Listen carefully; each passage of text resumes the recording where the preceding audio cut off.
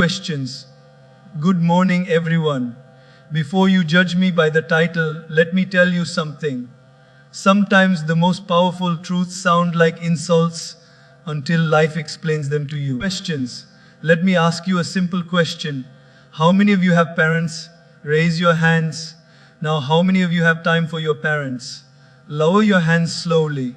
Yes. Questions. That silence you feel right now, that is today's topic. Let me tell you a small story.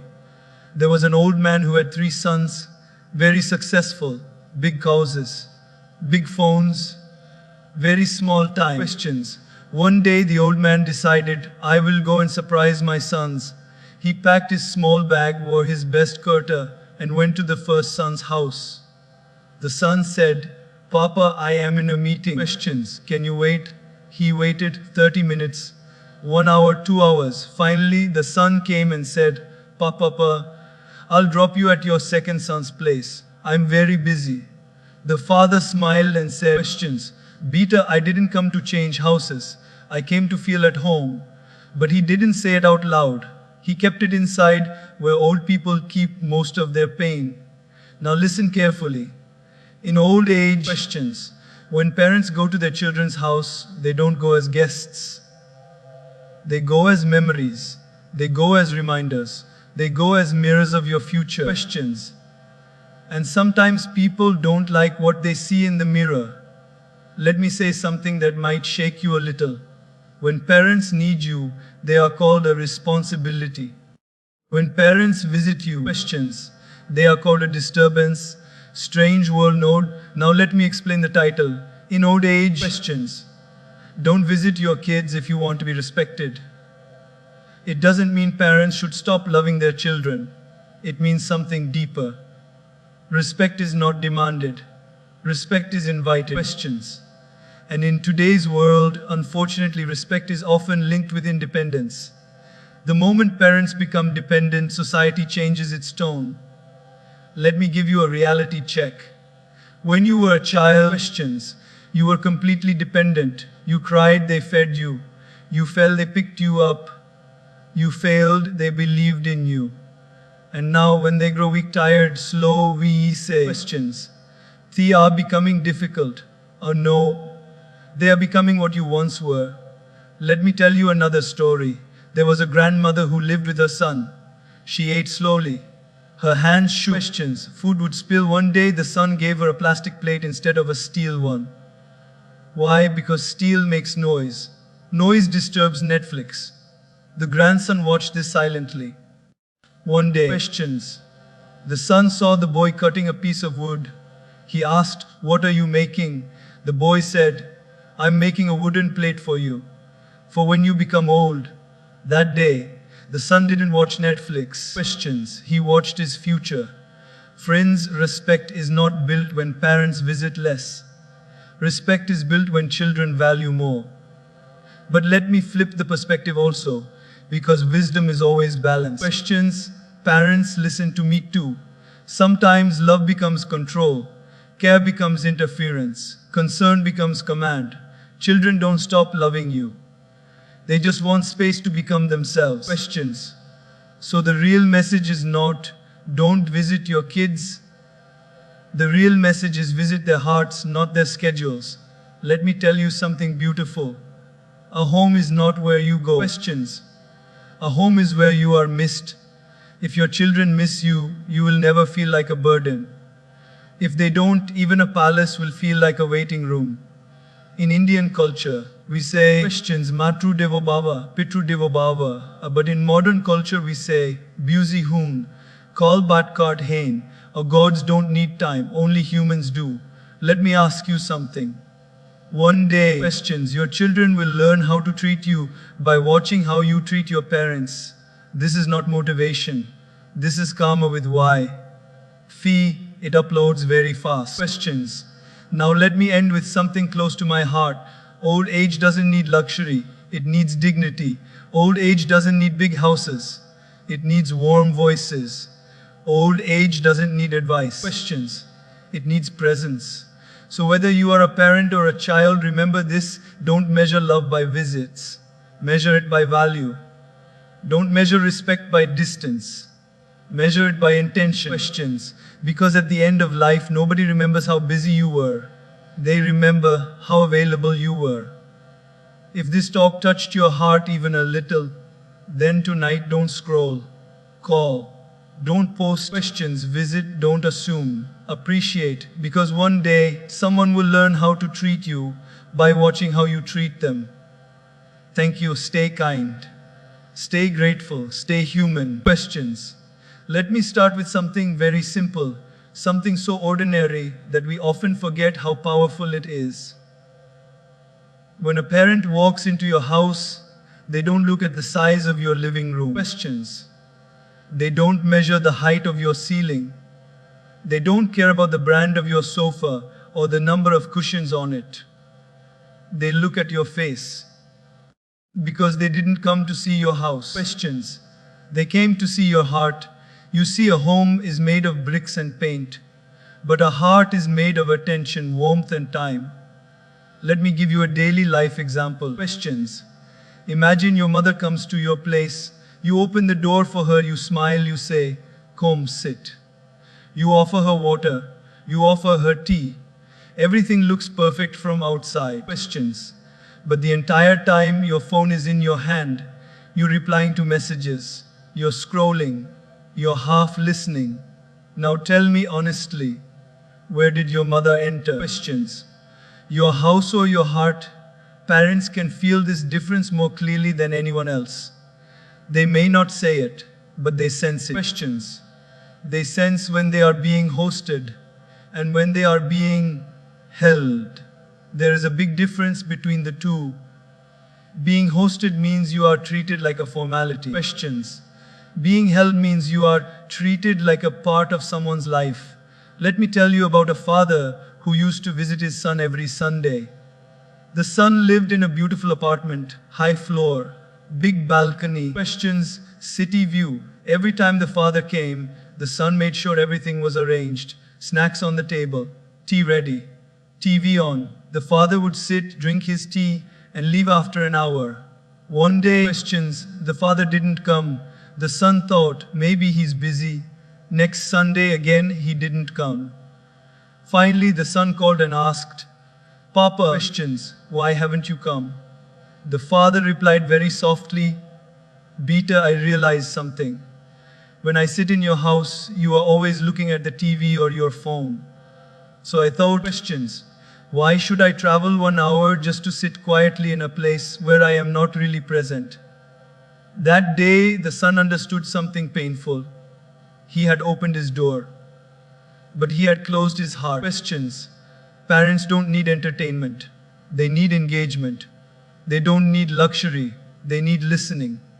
Sometimes all a parent wants is for you to ask questions. How was your day? And actually wait for the answer. Let me flip it. Think about when you were a child. You would come home from school and run to your parents, not because they had a big house, questions, but because they had open arms. You didn't care what was cooking in the kitchen. You cared who was standing in it. As children, we visited hearts. As adults, we invite people into houses, questions. Somewhere along the way, we swapped warmth for walls. There is another beautiful daily example. Have you noticed how parents remember small things about you? What you like to eat, questions, what time you wake up, what worries you have. But we often forget small things about them. Their favorite show, their old friends, their quiet fears. When a parent comes to your place and you say, questions, sit wherever you like, it sounds polite. But when you say, "Come sit here, this is your spot," it feels personal. That's the difference between a house and a heart. A house has space, questions. A heart has a place. Let me tell you something very real. Many parents don't visit their children often, not because they don't want to, but because they don't want to feel unwanted. Questions. They don't want to feel like they are interrupting something important. They don't want to hear, "I'm busy right now," even if it is said kindly. So they make excuses. Questions. "I'm not feeling well. I'll come next time." You are very busy these days.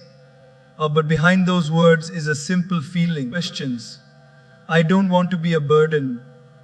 And this is where hearts matter more than homes. If a parent feels wanted, they don't care if you live in a one-room flat.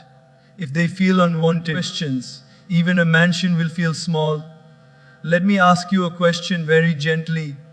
When your parents come to you, do they feel like visitors or like they still belong? Questions.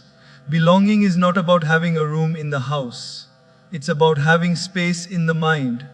It's about knowing that if they speak, you will listen. If they sit quietly, you will sit with them. Questions. If they smile, you will notice. Sometimes love is not doing something big. Sometimes love is just putting your phone down and saying, tell me more. Or parents don't want your schedule. Questions. They want your presence. They don't want your achievements. They want your attention. At the end of the day, when a parent walks out of your door, they don't remember what they ate. Questions. They remember how they felt. Did they feel seen? Did they feel heard? Did they feel valued? Because a house can be entered by anyone. But a heart out opens only when someone is truly welcome. Questions. And that is why I say, parents don't visit homes. They visit hearts. Make sure yours is always open. Questions. Let me begin with something very simple that we see in daily life, but rarely think about deeply. Think about a person you truly respect. Is it because they are far away from you? Questions. Or is it because of how they make you feel when they are close? Respect is not created by absence. Respect is created by meaning. Many people believe that if they keep some distance, questions. If they become less available, they will be valued more. This idea works in the world of appointments and meetings. But in the world of relationships, it works in the opposite way. Questions. Let me give you a small everyday example. There is a shopkeeper in a small neighborhood. He opens his shop every morning at the same time. He greets people by name. Questions. He remembers what each customer usually buys. He asks about their children, their health, their work. His shop is small, nothing fancy. But people walk past bigger, brighter shops just to go to him. Questions. Why? Because he doesn't sell products. He offers connection. People don't respect him because he is distant. They respect him because he is present. Now think about this in the context of family. Questions. When parents are around, when they are involved, when they show interest in your life, they are not reducing their respect. They are building it brick by brick, through care, through consistency, questions, through concern. But somewhere society has taught us a strange lesson. If someone is always available, we start taking them for granted. If someone becomes unavailable, suddenly we start missing them. Questions. So we confuse missing with respect. But these two are not the same. Let me tell you a story. There was a teacher who used to come to class every day, on time, without fail. Questions. He explained lessons patiently. He stayed after class to help students who didn't understand. Over time, students stopped noticing how much he did. They started assuming he would always be there. Questions. One day he fell sick and didn't come for a week. Suddenly, the students felt lost. The class felt empty. They realized how much they depended on him. When he came back, they clapped. Questions.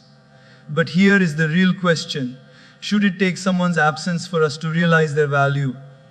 Or can we learn to value people while they are still with us? In families, this happens very often. Questions. Parents are there every day. They call, they check, they care, and slowly this becomes background noise. But the day they stop calling, we feel something is missing. And we say, questions. No, I understand their importance. Our respect that arrives late is regret in disguise. Let me give you another daily life example.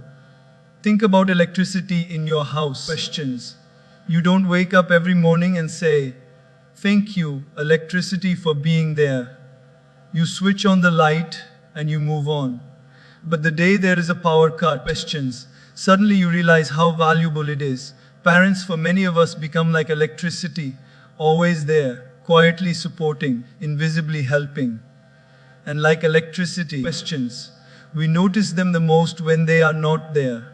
But true respect is not about realizing value in darkness. It is about appreciating it in the light. Some people think that if parents visit less, questions, talk less, interfere less, they will be respected more. But what really happens is something else. Distance doesn't create respect, it creates formality. And formality is cold. Questions.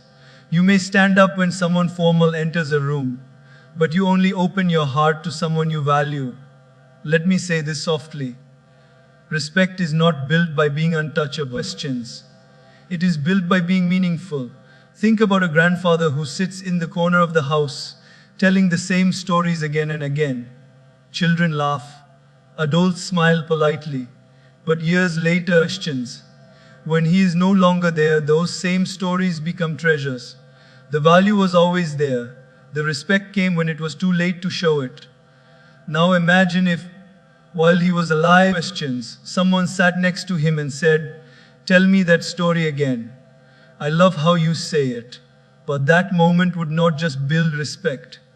It would build a memory. And memories are the highest form of value. Questions. Let me turn this inward for a moment. In your own life, think about the people who truly matter to you. Your parents, your grandparents, your mentors, your friends. Questions.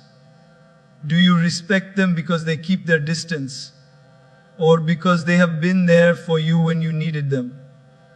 Every time someone shows up for you, they are adding value to your life. Questions. And every time you recognize that you are building respect in your heart, it works both ways. If parents want respect, they don't need to disappear from their children's lives. Questions. They need to remain meaningful in it. Not by controlling, not by commanding, but by connecting. And if children want to truly respect their parents, they don't need to create distance. Questions. They need to create understanding. Respect grows in conversations. Respect grows in shared moments. Respect grows in silent company. When you sit together and don't even need to talk. Questions. Distance can make someone look important, but only value can make someone feel important. At the end of the day, when life becomes quiet, when achievements fade into memories, questions, what remains is not how far someone stayed from you. What remains is how deeply they touched your life. So don't measure respect by how rarely you meet. Questions. Measure it by how much you matter to each other. Because respect does not grow in the space between people. It grows in the space they create for each other, inside their hearts. Questions. Let me begin with a simple thought that feels almost invisible in daily life, yet quietly shapes everything around us. Every time a child looks at their parents, they are not just seeing the past. Questions. They are also seeing a preview of their own future. Parents are not only caretakers, they are reflections of time. Let me give you a daily life example. Questions. Have you ever noticed how children imitate without being told? The way a father sits, the way a mother talks on the phone, the way they respond when they are tired or angry. Questions. Children don't learn from instructions as much as they learn from observation. They don't do what we say, they do what we are. Now fast forward that same child, 20 or 30 years later. Questions. They are no longer watching their parents to learn how to walk or talk. They are watching to learn how to age. Think about that for a moment. Questions. How you treat your parents today becomes a silent lesson to your children about how you will be treated tomorrow. Let me tell you a story. There was a man who often spoke sharply to his elderly father. Questions. Not loudly, not in anger, but in a tone that carried impatience. You already told me this. You forgot again. I don't have time right now. His young son would sit in the corner. Questions. Playing with his toys, seemingly unaware. One day, years later, that same man noticed something painful. His son had started speaking to him in the same tone, the same impatience. Questions. The same short replies. In that moment, he realized something. He wasn't hearing his son's voice. He was hearing his own echo. Parents are mirrors to children in youth. Questions. Children become mirrors to parents in old age. Let me bring this closer to everyday life. Imagine a dinner table. The grandparents are sitting quietly. They speak slowly. Questions. They tell stories from the past. The parents are busy, checking phones, responding quickly, cutting conversation short. The child sees this, not today, not tomorrow, but one day. Questions. That child will sit at a table with you, and you will be the one speaking slowly. You will be the one repeating stories, and they will remember, not consciously, but instinctively. Questions. How this moment was handled before. Respect is learned in moments like these. Not in lectures, not in rules, but in behavior. Let me say something gently. Questions. Children don't learn how to treat elders from school. They learn it from home. They learn it from how you treat your own parents when you are tired, when you are busy, when you are stressed. Questions. Because that is when your real values show. Let me give you another example. There was a grandmother who used to live with her daughter's family. She walked slowly, needed help. Questions. Sometimes forgot things. The daughter often said, "Yuma, you are becoming very difficult." The granddaughter heard this many times. Years passed. One day, questions. The daughter fell sick and needed help to walk. The granddaughter, now grown, said the same words, without realizing where they came from. Mom, questions. You are becoming very difficult. The mother felt a sharp pain in her heart, not because of the words, but because of the reflection. We often think our actions disappear into the air. They don't. Questions. They travel through time. They settle into habits. They return as experiences. That's why parents are mirrors of the future, not just biologically, but emotionally. Questions. Let me flip this into something beautiful. When a child sees you speak kindly to your parents, even when they are slow, even when they repeat themselves, even when they make mistakes. Questions. You are teaching them something powerful. You are teaching them how to be patient. You are teaching them how to be gentle with age. Questions. You are teaching them how to love someone who is not at their strongest. And one day, when you are not at your strongest, that lesson will come back to you. Let me share a small, real moment. Questions. A little boy once saw his father helping his grandfather put on his shoes every morning, carefully, slowly, without rushing. The boy asked, "Why do you do this every day?" The father said, "Questions, because one day you might have to do this for me." The boy smiled and said, "Then I will do it the same way you do." That is how the future is written, not with plans, but with examples. Questions. Sometimes we think children are too young to understand, but they are never too young to observe. They notice the sigh when a parent calls. They notice the smile when a friend calls. Questions. They notice who gets your time and who gets your excuses. And those observations become their blueprint for life. Let me ask you something personal. Questions. If your child treated you the way you treat your parents today, would you feel loved? Would you feel respected? Would you feel important? That question can change everything. Questions. Because in that question lies a quiet truth. We are not just raising children. We are training our future caretakers, not in a selfish way, but in a human way. Let me say this softly. Questions. The way you hold your parents' hands today teaches your children how to hold yours tomorrow. The way you listen to your parents' stories today teaches your children how to listen to yours tomorrow. Questions. The way you make space for your parents in your life today teaches your children how to make space for you in theirs tomorrow. Parents are not just part of your past. Questions. They are part of your children's future. And every day, without realizing it, you are showing your children a reflection of what that future should look like.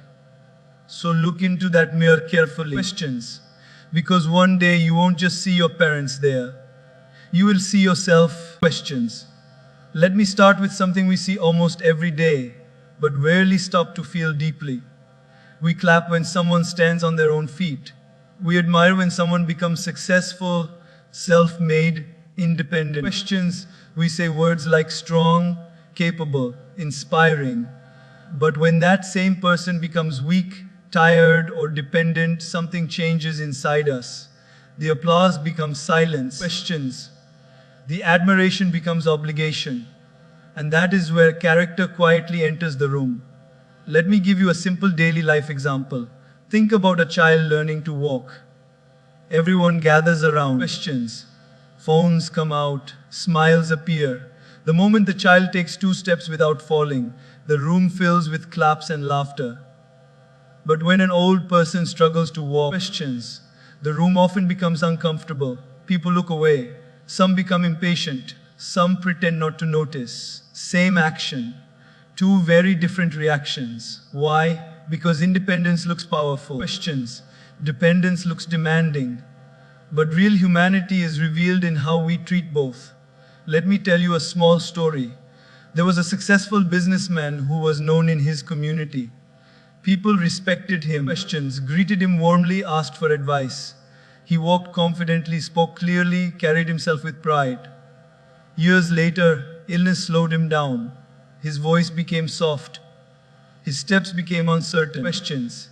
He needed help to get in and out of the car. The same people who once waited to shake his hand now walked past him quickly, politely, but without stopping. He once said to his son, Beater. Questions. I didn't lose my success. I just lost my strength. And I discovered how many people loved the first one, but not the second. That sentence carries a quiet truth. Admiration is easy. Questions. Compassion is difficult. Let me bring this closer to home. Think about your own parents or grandparents.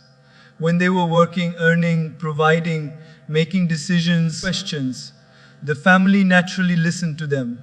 Their words had weight. Their presence had authority. But when they retired, when they slowed down, when they needed help with small things, the dynamic changed. Questions. Suddenly they had to ask for rides, for medicines, for company. And asking is a very vulnerable position to be in. Independence allows a person to give. Dependence forces a person to receive. Questions. And how we respond to that receiving is a test of our character. Let me give you another daily example. A friend calls you and says, Can you help me move my house? You might feel a little tired. Questions. But you go, you lift boxes, you sweat. You feel good at the end because you were helpful. Now imagine the same friend calls every week and says, I need help with this. Questions. I need help with that. Over time, something inside you starts to feel heavy, not because helping is bad, but because constant dependence requires patience. And patience is not a skill. Questions. It is a value. That is why dependence tests character. Let me say something gently. Anyone can be kind when they are being admired. Questions. It takes a special kind of heart to be kind when they are being needed. In families, this becomes very clear. When parents are strong, they give advice. When parents are weak, they ask for support. Questions. When parents are earning, they contribute. When parents are aging, they depend. The roles reverse. And role reversal is not comfortable, but it is deeply human. Let me tell you a beautiful moment. Questions. There was a daughter who used to complain about how her father always reminded her to eat on time, sleep on time, take care of herself. She found it annoying. Years later, her father became ill. Questions. He couldn't remember things. He needed reminders for medicines, meals, even small routines. One day, as she gently reminded him to take his pills, she suddenly realized something. Questions. She wasn't just helping her father. She was becoming what he once was for her. In that moment, dependence didn't feel like a burden. It felt like a circle. That is character. Questions. Character is not how you treat someone who impresses you. Character is how you treat someone who relies on you. Let me ask you a question that goes deep. Questions. If everyone in your life became dependent on you tomorrow, Would you become bitter or would you become better? Because life has a way of putting us on both sides of the table. One day, Christians, you are the one who helps. Another day, you are the one who needs help. And in both positions, your dignity matters. Let me share another small example. Questions. Have you ever seen someone help an elderly person cross the road? Sometimes they hold their hand gently, walk at their pace, smile, talk. And sometimes they rush them across, almost dragging them. Questions. As if it's a task to be completed quickly. Both are helping, but only one is respecting. The action is the same. The character is different. Dependence reveals patience. Dependence reveals empathy. Questions. Dependence reveals who we are when nobody is clapping. Let me say this softly. Independence earns admiration because it looks strong. But dependence tests character because it feels heavy. Questions. And how we carry that weight defines our humanity. Today you might be the one standing tall. Tomorrow you might be the one leaning. Questions. The way you treat those who lean on you today is teaching the world how to treat you tomorrow. So when someone in your life becomes slow, weak, forgetful, or dependent, questions. Don't see them as an inconvenience. See them as an opportunity. An opportunity to show patience. An opportunity to show gratitude. An opportunity to show the kind of person you truly are. Questions. Because in the end, people may forget how successful you were, but they will always remember how kind you were when they needed you the most. And that is the true mark of character. Questions. Let me begin with a thought that feels simple, but carries the weight of a lifetime. Life is not just something that happens to us. Life is something that slowly learns from us. Questions. Every action you take today is like a seed you place in the soil of time. You may not see anything tomorrow. You may not see anything next year. But one day, when you least expect it, something grows. Questions. And that something often looks very familiar. Let me give you a daily life example. Think about how you speak to people who serve you. The driver, the house help, the waiter at a restaurant. Questions. The security guard in your building. Maybe you say thank you. Maybe you don't. Maybe you smile. Maybe you just walk past. Your children are watching. Not in a serious, focused way. Questions. But in a quiet, collecting way. One day, years later, you will be the one depending on someone's help. Someone will be opening doors for you. Someone will be bringing you water. Questions. Someone will be guiding you across a road. And the way they treat you will feel strangely familiar. Not because the world is magical, but because the world is a mirror. Let me tell you a small story. Questions. There was a man who often ignored his elderly parents, not in a cruel way, just in a busy way. He would say, questions. I'll call later. I'll come next week. I'm in the middle of something. His parents never complained. They understood. They waited. Years passed. The man grew old. Questions. His own children became busy. They had jobs, meetings, responsibilities. One day he sat alone in his room staring at his phone, waiting for it to ring. It didn't. In that silence, questions. He remembered every later he had said, and he realized something painful. Later has a way of coming back. Karma is not a punishment. It is a pattern. Questions. What you repeat today becomes what you receive tomorrow. Let me bring this into everyday moments. Imagine you are driving and someone cuts you off. You get angry. You shout, you honk. Questions. You show frustration. Your child is sitting in the back seat. Years later, you are the one driving slowly. Your hands are not as steady. Your reflexes are not as fast. Questions. And someone behind you starts honking, shouting, showing frustration. In that moment, life whispers, do you recognize this? What you modeled then is being played back now. Questions. Let me say something gently. We often think karma is about big actions, big mistakes, big sacrifices. But most karma is built in small moments, in the tone you use, in the patience you show. Questions. In the respect you give when nobody is watching. Those are the moments that quietly write your future. Let me give you another simple example. A mother always speaks kindly to her parents. Questions. Even when they repeat the same story, even when they forget things, even when they move slowly. Her children grow up watching this. Years later, when that mother becomes old, forgetful, slow, questions, her children treat her the same way, not because they made a promise, but because kindness feels normal to them. That is karma, not as a cosmic rule, but as a learned behavior. Questions. Let me tell you something powerful. You are not just living your life, you are teaching others how to live with you. Every day. Questions. You are creating a manual for how the world should treat you in the future. Let me ask you something honest. If everyone treated you tomorrow the way you treat others today, would you feel safe? Questions. Would you feel loved? Would you feel respected? That question can change the way you act in the smallest situations. Let me share a quiet moment. There was an old woman who lived alone. Her neighbor, questions. A young man used to greet her every morning. Good morning, auntie. Sometimes he helped her carry groceries. Sometimes he just stood and listened while she talked about her day.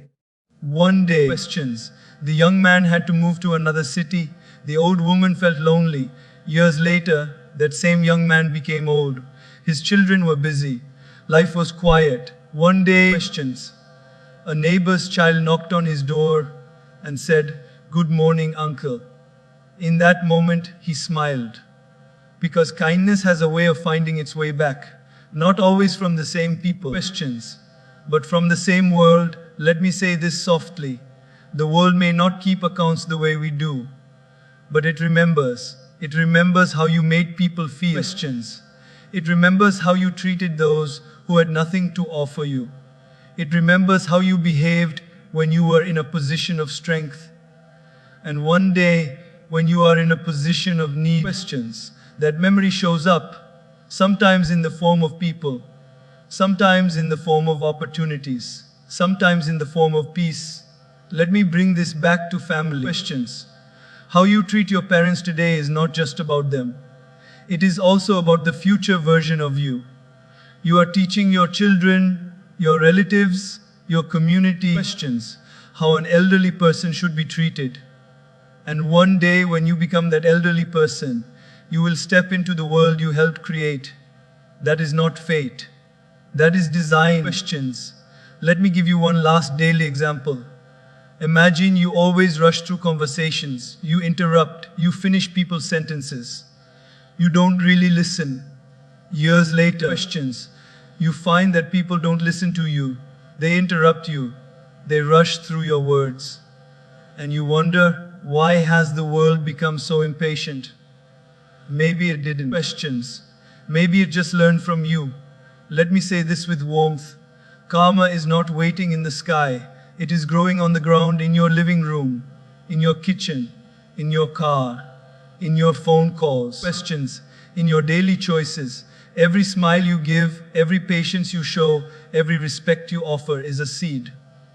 You may not see the tree tomorrow, but one day you will sit under its shade. Questions. So be careful what you plant, because what you model today is not just shaping your present. It is quietly, gently, shaping the world that will one day shape you.